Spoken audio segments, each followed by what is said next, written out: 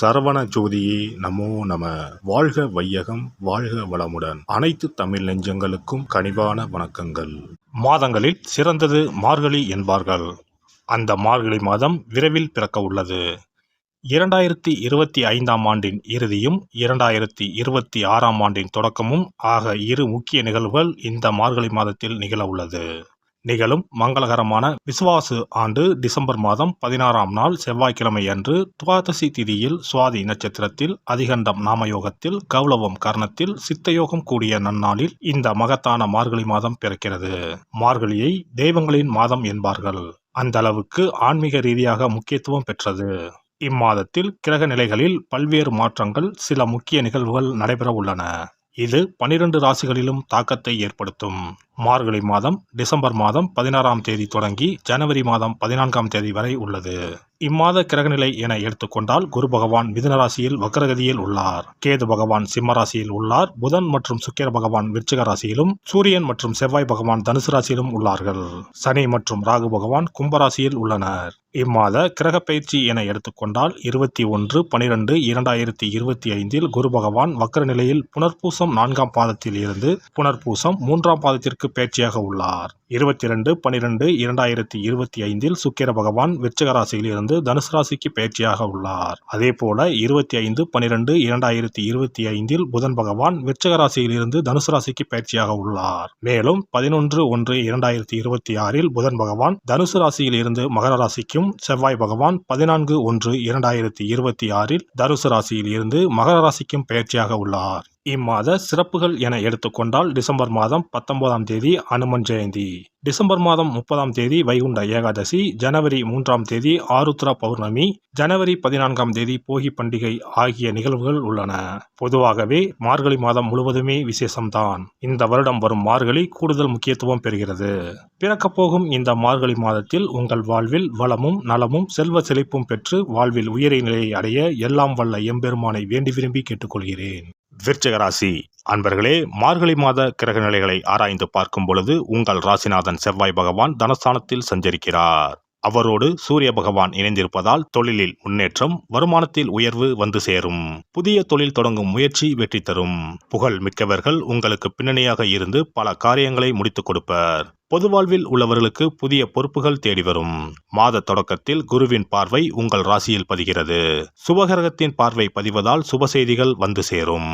மார்கழி 6ஆம் தேதி மிதுன ராசிக்கு குரு வக்ர இயக்கத்தில் செல்கிறார். உங்கள் ராசிக்கு தன பஞ்சமாதிபதியானவர் குரு பகவான்.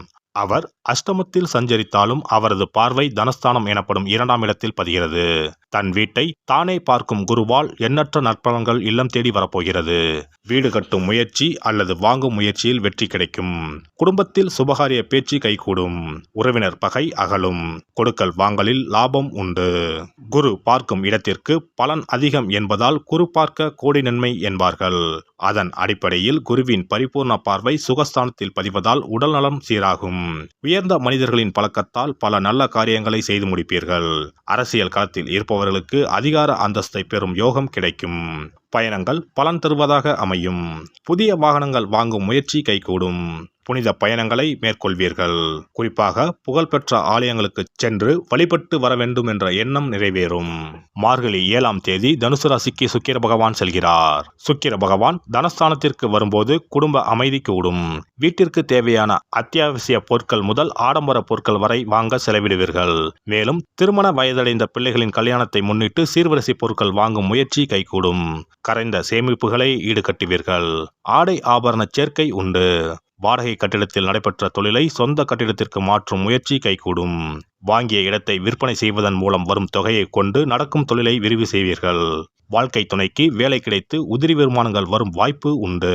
மார்கழி 10ஆம் தேதி தனுசு ராசிக்கு புதன் பகவான் செல்கிறார். உங்கள் ராசிக்கு லாபஸ்தானத்திற்கு அதிபதியான புதன் பகவான் தனஸ்தானத்திற்கு வரும்போது அற்புதமான நேரமாகும். பொருளாதாரம் உச்சநிலையை அடையும். தொழில் உத்தியோகத்தில் கணிசமான தொகை கைகளில் புரளும். ஆதாயம் தரும் தகவல் அதிகம் கிடைக்கும் நேரம் இதுவாகும். வீடு வாங்கும் முயற்சியில் ஆர்வம் காட்டுவீர்கள். தொட்ட காரியங்கள் வெற்றி பெறும். மார்கழி 27ஆம் தேதி மகரத்திற்கு புதன் பகவான் செல்கிறார். உங்கள் ராசிக்கு லாபஸ்தானத்திற்கு அதிபதியான புதன் பகவான் வெற்றி ஸ்தானத்திற்கு வரும்பொழுது முன்னேற்ற பாதையில் இருந்த முட்டுக்கட்டைகள் அகலும். பொன் பொருட்கள் வாங்கும் யோகம் உண்டு. புது முயற்சிகளில் முதலில் தாமதம் ஏற்பட்டாலும் முடிவில் வெற்றி கிடைக்கும். பாக பிரிவினை சுமூகமாக முடியும். மார்கழி 30ஆம் தேதி மகர ராசிக்கு செல்லும் செவ்வாய் அங்கு உச்சம் பெறுகிறார். இக்காலம் உங்களுக்கு இனிய காலமாகும். எல்லா வழிகளிலும் நன்மை கிடைக்கும். ராசிநாதன் செவ்வாய் வலிமை அடைவதால் யோசிக்காமல் செய்த காரியங்களிலும் வெற்றி உண்டாகும்.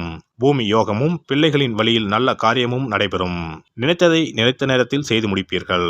பொது வாழ்வில் உள்ளவர்களுக்கு மக்கள் செல்வாக்கு அதிகரிக்கும். வியாபாரம் மற்றும் தொழில் செய்பவர்களுக்கு கூடுதல் லாபம் கிடைத்து மகிழ்ச்சி கூடும். உத்தியோகத்தில் உள்ளவர்களுக்கு உயர் அதிகாரிகளின் ஆதரவு உண்டு. கலைஞர்களுக்கு புகழும் புதிய ஒப்பந்தங்களும் வந்து சேரும்.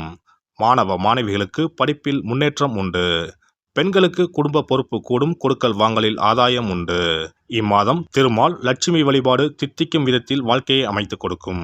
பண தேவையை பூர்த்தி செய்யும் நாட்கள் டிசம்பர் 20, 21, 26, 27, ஜனவரி 5, 6, 9, 10.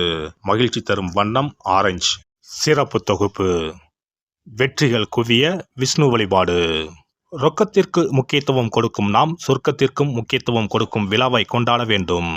அந்த விழா இந்த மார்கழி மாதம் வருகிறது.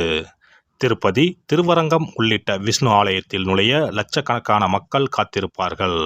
அதேபோல திருக்கோஷ்டியூர், உப்பிலியப்பன் கோவில், திருமோகூர் போன்ற உலகத்தில் உள்ள சகல விஷ்ணு ஆலயங்களிலும் ஏகாதசி விழா உற்சவம் சீரும் சிறப்புமாக நடைபெறும். இந்த கண்கொள்ளா காட்சியை கண்டு மகிழ்ந்தால் பொன்னும் பொருளும் போற்றுகின்ற செல்வாக்கு இன்னும் உயரும். மாதங்களில் புனிதமானதாகவும் தேவர்கள் துயில் எழும் மாதமாகவும் கருதப்படும் மார்கழி மாதத்தில் நாம் விஷ்ணுவை வழங்கினால் விருப்பங்கள் அனைத்தும் நிறைவேறும். அதனால்தான் மாதங்களில் நான் மார்கழி என்று கண்ணன் சொல்லியதாக சொல்வார்கள். இம்மாதம் 15ஆம் தேதி அதாவது 30/12/2025 செவ்வாய்க்கிழமை வைகுண்ட ஏகாதசி வருகிறது. அங்கனம் வைகுண்ட ஏகாதசி வரும்பொழுது சொர்க்க வாசலை திறப்பார்கள். ஆண்டு முழுவதும் அடைத்திருக்கும் கதவு அன்று மட்டும்தான் திறந்து வைக்கப்படும். அந்த சொர்க்க வாசலின் வழியாக நாம் நுழைந்து வந்தால் சிக்கல்கள் தீரும், செல்வ வளம் பெருகும்.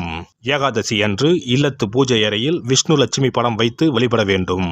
அவள் வெல்லம் கலந்து நைவேத்தியம் வைத்து சாப்பிடலாம். முழு விரதம் இருக்க முடியாதவர்கள் மதியமும் இரவும் பலகாரம் செய்து சாப்பிடலாம். அன்று இரவு முழுவதும் கண் விழித்திருக்கும் பொழுது இறை தியானத்தையே மேற்கொள்ள வேண்டும். மறுநாள் அதிகாலையில் சூரியன் உதிக்கும் முன்னதாக நீராடி பச்சரிசி சோறு, அகத்திக்கீரை, நெல்லிக்காய், கருணைக்கிழங்கு, புளிக்குழம்பு சாப்பிடுவது நல்லது.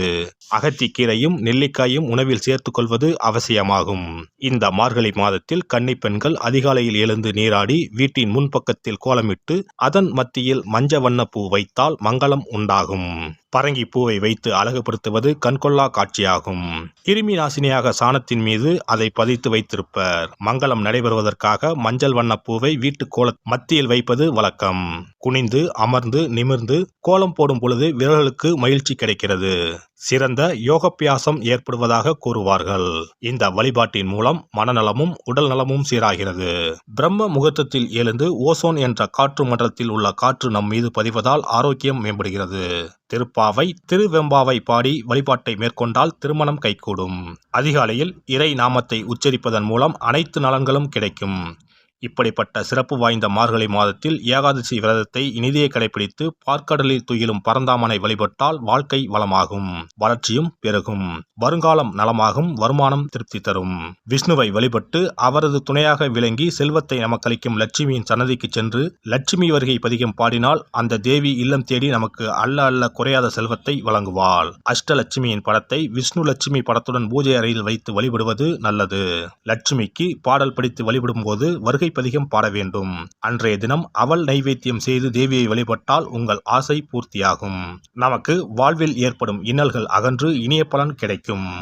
எல்லாம் வல்ல இறையருளால் நீங்களும் உங்கள் அன்பு குடும்பமும் உடல் நலம், நீலாயுள், நிறை செல்வம், உயர் புகழ், மெய்ஞானம் ஓங்கி வாழ்க வளமுடன். இந்த வீடியோ பதிவு உங்களுக்கு பிடித்திருந்தால் லைக் பண்ணுங்க, கமெண்ட் பண்ணுங்க, ஷேர் பண்ணுங்க, மறக்காம சப்ஸ்கிரைப் பண்ணுங்க, பக்கத்துல இருக்கிற பெல் பட்டனை கிளிக் பண்ணுங்க. நன்றி, வணக்கம். ஓம் நமச்சிவாய. சிவாய நம.